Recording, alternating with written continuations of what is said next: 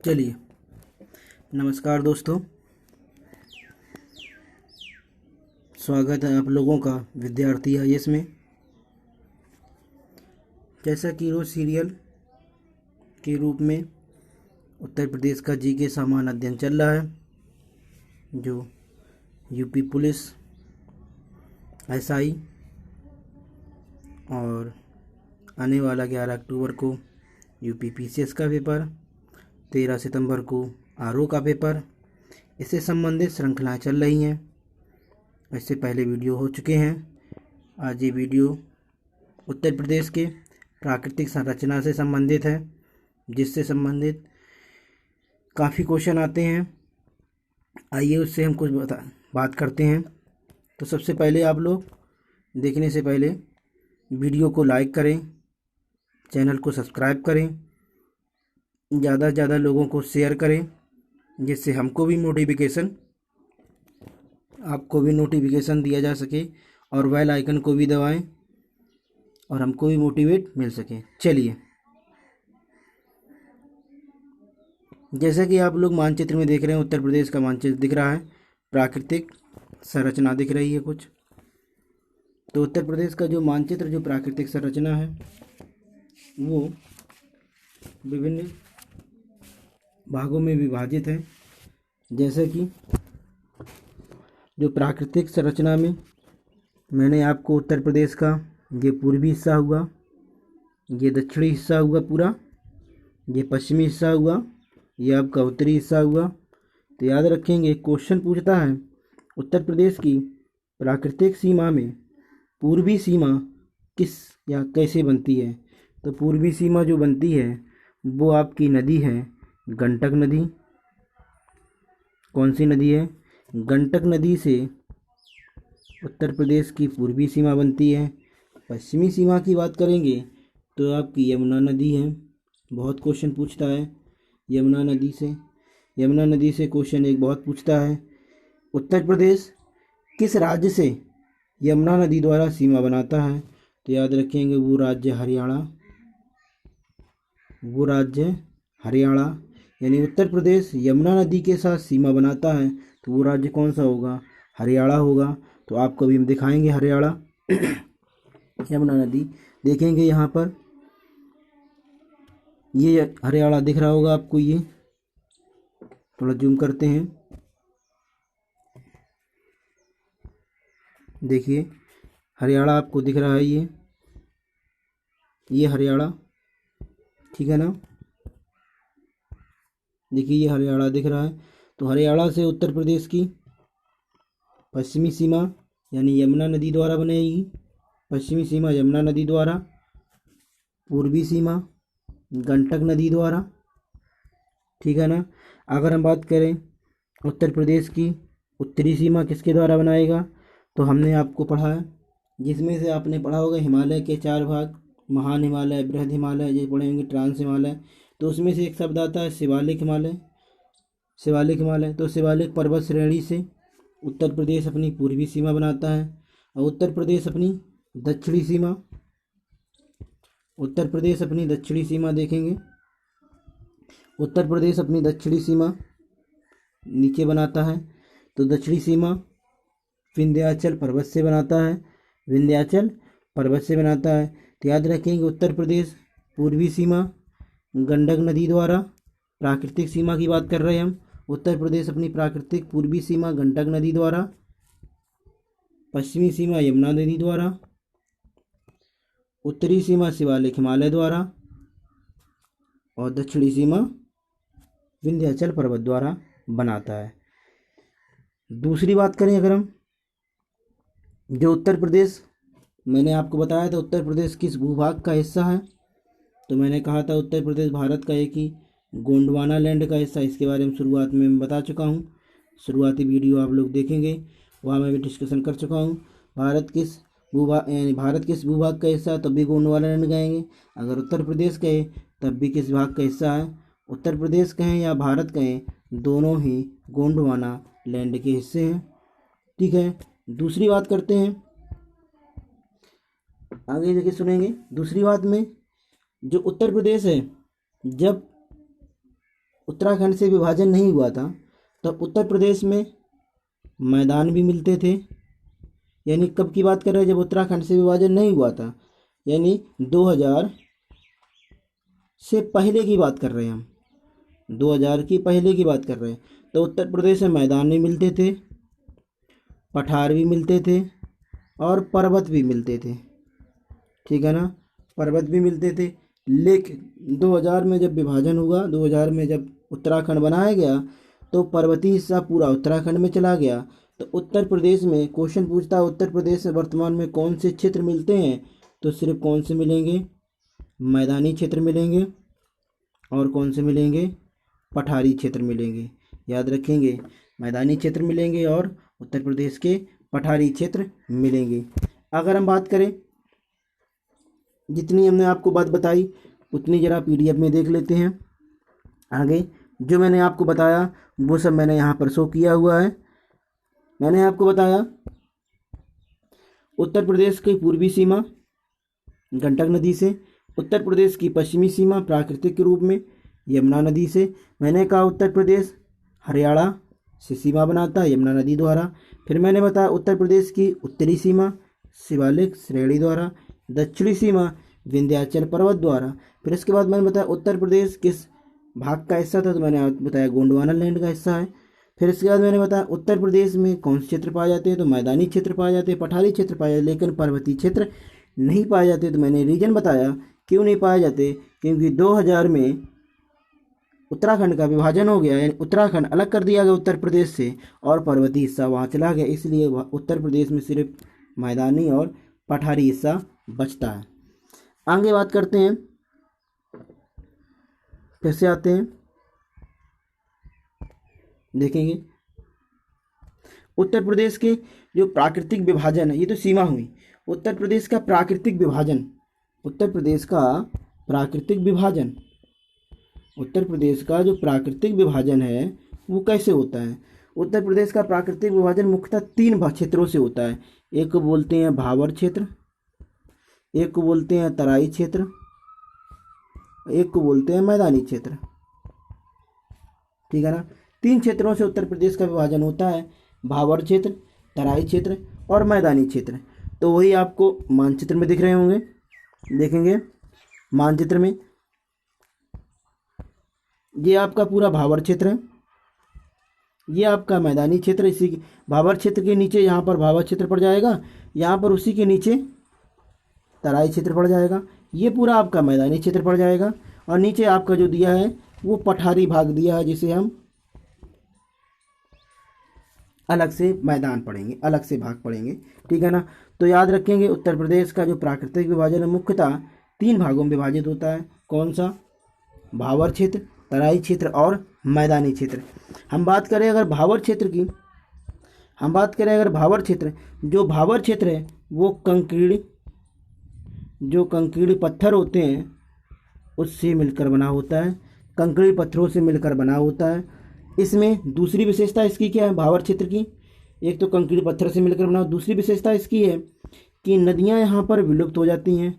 नदियाँ क्या होती हैं, यहाँ पर विलुप्त हो जाती हैं, यानी अपनी अस्तित्व को समाप्त कर देती हैं। तीसरी बात बहुत इंपॉर्टेंट, बहुत ही क्वेश्चन पूछा जाता है, क्वेश्चन पूछता है कि तराई क्षेत्र की चौड़ाई कहाँ से कहाँ तक, या तराई क्षेत्र की चौड़ाई में क्या परिवर्तन आता है। तो याद रखेंगे तराई क्षेत्र जो होता है, सॉरी भावर क्षेत्र, भावर क्षेत्र की बात कर रहे हैं हम, तराई क्षेत्र की। भावर क्षेत्र जो है वो पश्चिम से, अगर हम पश्चिम से, यानी अगर हम पश्चिम से पूर्व की ओर चलेंगे, पश्चिम से पूर्व की ओर चलेंगे तो उसकी चौड़ाई कम होती जाएगी। पश्चिम से पूर्व की ओर चलेंगे तो उसकी चौड़ाई कम होती जाएगी। देखेंगे जैसे कि अगर हम बात करें, इस तरह से मैंने आपको सीमा बनाई, एक ये बना दिया,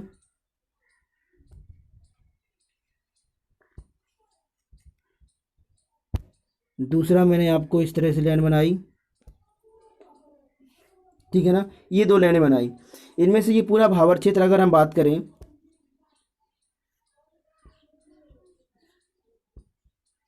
भावर क्षेत्र के बारे में, तो ये पूरा आपका भावर क्षेत्र है, ठीक है ना, भावर क्षेत्र।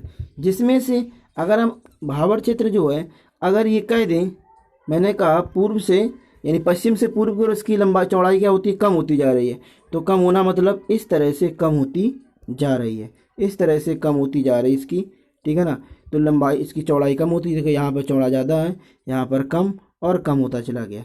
जस्ट इसी के विपरीत तराई क्षेत्र जो होता है, तराई क्षेत्र की चौड़ाई क्या होती है, तराई क्षेत्र की जो चौड़ाई होती है, तराई क्षेत्र की जो चौड़ाई होगी वो यहाँ से यहाँ तक की, यानी यहाँ पर अगर चौड़ा है तो यहाँ की ओर, यानी पूर्व से पश्चिम की ओर इसकी चौड़ाई कम होगी, जबकि इसकी पश्चिम से पूर्व की ओर चौड़ाई कम होगी। दोनों में अंतर है। भाबर क्षेत्र में पश्चिम से पूर्व की ओर चौड़ाई कम होती है, जबकि तराई क्षेत्र में पूर्व से पश्चिम की ओर चौड़ाई कम होती है, ठीक है ना। तराई क्षेत्र में पूर्व से पश्चिम की ओर, भाबर क्षेत्र में पश्चिम से पूर्व की ओर, ठीक है ना, याद रखेंगे। आगे बात करते हैं, यही आपका पूरा भाबर क्षेत्र की बात हो गई। हम बात करें तराई क्षेत्र की। तराई क्षेत्र में क्या होता है, मैंने भाबर क्षेत्र में बताया, मैंने कहा नदियाँ यहाँ पर क्या होती थी, विलुप्त हो जाती है, लेकिन तराई क्षेत्र में नदियाँ पुनः प्रकट हो जाती हैं, पुनः निकल आती हैं, पुनः निकलती हैं, नदियाँ पुनः निकल आती हैं। जब नदियाँ पुनः निकल आएंगी तो आप जानते हैं, अगर नदियाँ किसी पर्वत या पहाड़ की तलहटी से होकर गुजर रही हैं, उसके अंदर से गुजर रही हैं, तो अपने साथ में कुछ अवसाद लाएंगी, अवसाद यानी कुछ मलबा, अवसाद लाएंगी, ठीक है ना। ये अवसाद क्या करेंगी, वहाँ पर छोड़ देंगी, अवसाद वहाँ पर छोड़ेंगी। तो जब अवसाद वहाँ पर छोड़ देंगी, तो अवसाद वहाँ पर छोड़ देंगे, ये अवसाद ज़मीन से नीचे कर निकाला गया हो तो उसके साथ उपजाऊ मिट्टी होती है। तो याद रखेंगे, तराई क्षेत्र एक उपजाऊ मिट्टी है और ये अवसादों से निर्मित होती है, यानी अवसादी मिट्टियों से निर्मित होती है, ठीक है ना। तीसरी बात, यहाँ पर जब अवसाद उपजाऊ है और पहाड़ी क्षेत्र से निकल कर आई है अंदर से, तो वो अपने दलदल को भी लेके आएगी। तो ये मिट्टी, यह क्षेत्र दलदली क्षेत्र भी बोला जाता है। और जब दलदली क्षेत्र होगा तो वहाँ पर, जहाँ दलदली क्षेत्र होगा वहाँ पर क्या होगा, जहाँ पर दलदली क्षेत्र होगा वहाँ पर क्या हो जाएगा, अगर जो दलदली क्षेत्र है वहाँ पर धान की खेती हो सकती है, ठीक है ना, जूट की खेती हो सकती है, धान की, जूट की, गन्ने की खेतियाँ हो सकती हैं। याद रखेंगे, ये सब खेतियाँ कहाँ होती हैं, तराई क्षेत्र में हो जाती हैं। कहाँ पर होती हैं, तराई क्षेत्र में होती हैं। अगर हम बात करें तीसरा पार्ट जो हमने बताया, मैदानी क्षेत्र। मैदानी क्षेत्र मैंने बताया, मैदानी क्षेत्र में क्या होता है, मैदानी क्षेत्र, यह मैदानी क्षेत्र मुख्यतः गंगा और यमुना का दोआब क्षेत्र भी बोला जाता है, गंगा और यमुना का दोआब क्षेत्र भी बोला जाता है। इस मैदानी क्षेत्र को क्या बोलते हैं, गंगा और यमुना का दोआब क्षेत्र। और आप जानते हैं, जहाँ गंगा यमुना का दोआब क्षेत्र बोला जाता है वहाँ पर एक मिट्टी पाई जाती है, उसे कहते हैं जलोढ़ मिट्टी। क्या कहते हैं, जलोढ़ मिट्टी, उसे क्या कहते हैं, जलोढ़ मिट्टी। तो आप जानते हैं जलोढ़ मिट्टी कैसी है, उपजाऊ मिट्टी है, ये भी उपजाऊ मिट्टी है। जब जलोढ़ मिट्टी उपजाऊ है तो ये क्या, जलोढ़ मिट्टी दो भागों में भी बांटित होती है, आपने जानते हैं, एक को बोलते हैं बांगर, एक को बोलते हैं खादर, एक को बोलते हैं बांगर, दूसरे को बोलते हैं खादर। बांगर मिट्टी पुरानी जलोढ़ मिट्टी बोली जाती है और खादर मिट्टी नई जलोढ़ मिट्टी बोली जाती है। याद कैसे रखेंगे, देखेंगे, खा और बा, जो खा है वर्णमाला में, हिंदी वर्णमाला में पहले आता है और बांगर बाद में आता है। जो पहले आएगा वो क्या होगा, नया होगा, जो बाद में आएगा वो पुराना होगा। तो इस तरह से याद रखेंगे, बांगर मिट्टी कैसी होगी, पुरानी मिट्टी होगी, खादर मिट्टी कैसी होगी, नई मिट्टी होगी। तीसरी बात, जो खादर मिट्टी होती है यह मुख्यतः, जो बांगर और खादर में अगर हम बात करें बांगर की, जो बांगर मिट्टी है, बांगर क्षेत्र है, वो नदियों के ऊपरी क्षेत्र में मिलेगा, नदियों का ऊपरी क्षेत्र होगा। जबकि खादर जो होगा वो नदियों का तलहट में होगा, नदियों के तलछट में होगा। याद रखेंगे, नदियों के तलछट में होगा, यानी उनके नीचे होगा, ठीक है ना। तो याद रखेंगे, ये उपजाऊ है, ये उपजाऊ नहीं है, ये उपजाऊ है, ये उपजाऊ नहीं है। इतनी बात याद रखेंगे। तीसरी बात, आपको एक क्षेत्र मिलेगा यमुना नदी और चंबल नदी के बीच में। यमुना नदी और चंबल नदी के बीच में एक क्षेत्र मिलेगा। यमुना नदी और चंबल नदी के बीच में एक क्षेत्र मिलेगा। उस क्षेत्र को कहते हैं बीहड़ क्षेत्र। बीहड़ क्षेत्र याद रखें। उस क्षेत्र को क्या कहते हैं? बेहड़ क्षेत्र बोलते हैं। उस क्षेत्र को बेहड़ क्षेत्र बोलते हैं। बेहड़ दूसरी शब्द तो याद आएंगे, यमुना और चंबल के बीच में क्षेत्र मिलता है बेहड़ क्षेत्र, ठीक है ना। उस बेहड़ क्षेत्र में क्या होता है? उस बेहड़ क्षेत्र में एक ऐसा अपर्दन मिलता है जिसको बोलते हैं अवनालिका अपर्दन।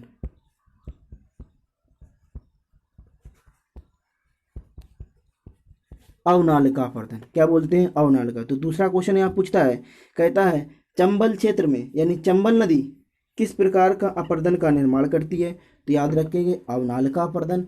अवनालिका अपर्दन क्या होता है? ये चंबल नदी जैसे निकलती है वहाँ पर अपनी घोक यानी कह सकते हैं इस तरह से अगर चंबल नदी आई है तो ये इस तरह से गकोल बना लेती है यानी नलिकाएं बना लेती है यहाँ पर।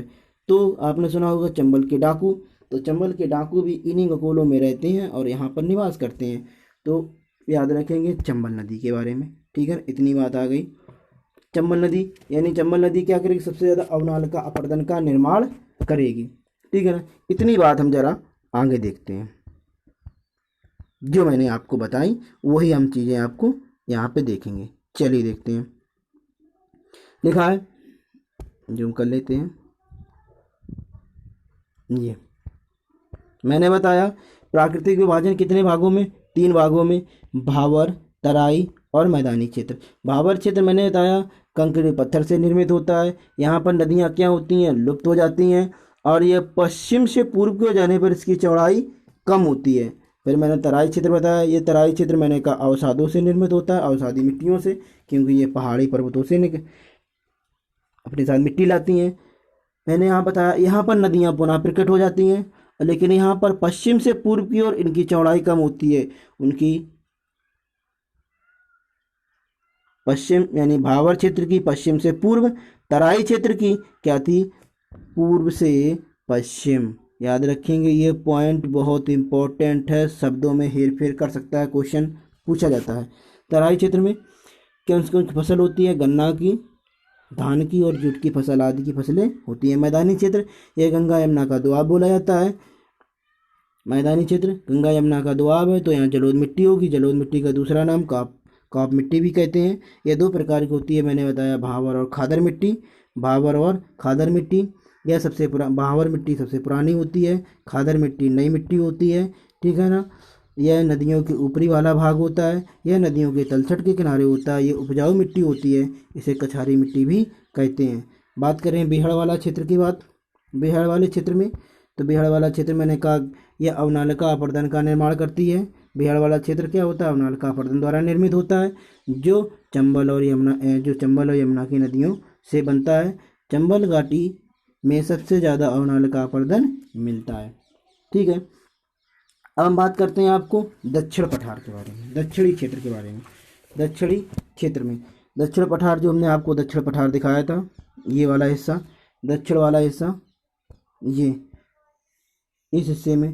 इस हिस्से को दक्षिणी पठार को, ये हिस्सा जो है एक्चुअली दक्कन का जो पठार है, जो दक्कन का जो पठार है उसका हिस्सा है। तो क्वेश्चन में पूछा जाता है भारत यानी उत्तर प्रदेश का दक्षिणी हिस्सा किस पठार का भूभाग, किस पठार का भाग है? तो हम बताएंगे दक्कन का। यह दक्कन का पठार 2 भागों में आप पढ़ते होंगे, एक बुंदेलखंड सुना होगा नाम, एक बघेलखंड सुने होंगे, एक बुंदेलखंड सुने होंगे और एक बघेलखंड सुने होंगे। दोनों ही क्वेश्चन पूछते हैं, बुंदेलखंड और बघेलखंड। पूछता क्या क्वेश्चन वो सुनेंगे पहले। पूछता क्वेश्चन ये है, दक्षिण पठारी भाग में कुल उत्तर प्रदेश कितने जिले आते हैं? तो बताएंगे 11। कितने जिले बताएंगे? 11 जिले बताएंगे। कितने जिले? 11, जिसमें से बुंदेलखंड में कितने जिले, बघेलखंड में कितने जिले? बुंदेलखंड में 8 जिले आते हैं, बघेलखंड में कितने आते हैं?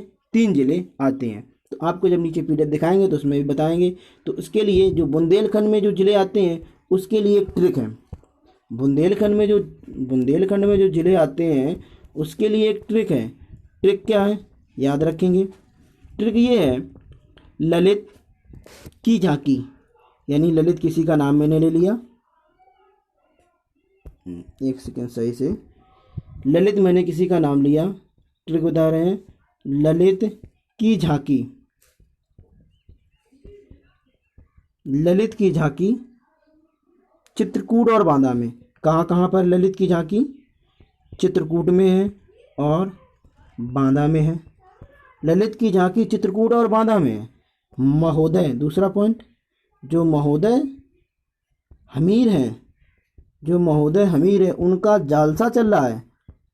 उनका जालसा कहाँ पर चल रहा है? इलाहाबाद में। उनका जालसा कहाँ पर चल रहा है? इलाहाबाद में। तो याद रखेंगे कितने? 8 जिले हमने बताए। तो 8 जिले में कौन कौन? ललितपुर बताया, झांसी, चित्रकूट, बांदा, 4 ही हो गए। इसके बाद महोबा, हमीरपुर, जालौन और इलाहाबाद। हमीरपुर, जालौन और इलाहाबाद। तो इस तरह से ये आपके बुंदेलखंड क्षेत्र में 8 जिले मिलेंगे। बघेलखंड क्षेत्र में 3 जिले मिलेंगे। बघेलखंड क्षेत्र में कितने जिले मिलेंगे? बघेलखंड क्षेत्र में कितने जिले मिलेंगे? 3 जिले। तो 3 जिले कौन कौन है? मिर्ज़ापुर है, चंदौली है और सोनभद्र है। मिर्ज़ापुर, चंदौली और सोनभद्र है। तो आपका यहाँ तक के जो जिले आते हैं, ये वाला हिस्सा बुंदेलखंड का बोला जाता है और ये वाला हिस्सा बघेलखंड का बोला जाता है। ये वाला हिस्सा बुंदेलखंड का मिलेगा और ये वाला हिस्सा बघेलखंड का, जहाँ पर सोनभद्र यहाँ पर है, चंदौली यहाँ पर है, मिर्ज़ापुर यहाँ पर है। ललितपुर आपको ये दिख रहा है, जहाँ से यहाँ पर दिखेगा, जालौन यहाँ पर दिखेगा और हमीरपुर यहाँ पर दिखेगा। इसके बाद बांदा यहाँ पर दिखेगा, ठीक है ना।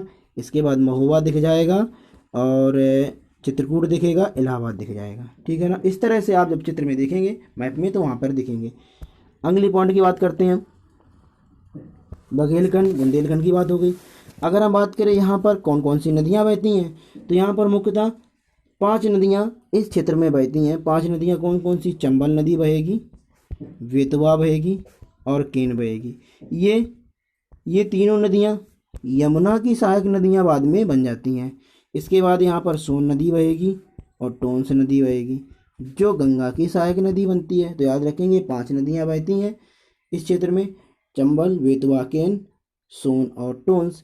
चंबल, बेतवा, केन यमुना की सहायक नदी है और सोन, टोंस किसकी सहायक नदी है? गंगा की सहायक नदी है। यहाँ पर 2 पहाड़ियाँ मिलेंगी। एक पहाड़ी होगी सोनार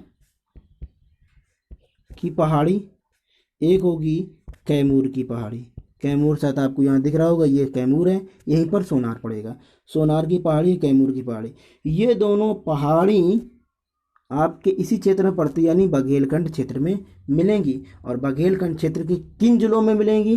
तो वो मिलेंगी मिर्ज़ापुर और सोनभद्र में। मिर्ज़ापुर और सोनभद्र में मिलेंगी, ठीक है ना। अगला पार्ट सुनेंगे। इस क्षेत्र में अधिक से अधिक लाल मिट्टी मिलती है। इस क्षेत्र में अधिक से अधिक कौन सी मिट्टी मिलेगी? लाल मिट्टी मिलेगी। लाल मिट्टी मिलने के कारण यहाँ पर मोटे अनाज यानी दलहन वाले क्षेत्र होते हैं, जैसे चना फसलें होती हैं, चना, अरहर, सरसों, जौ आदि की फसलें होती हैं। तो याद रखेंगे ये आपका क्षेत्र।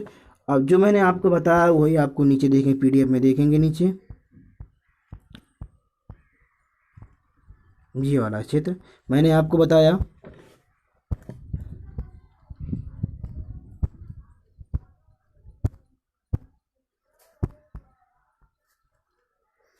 एक सेकेंड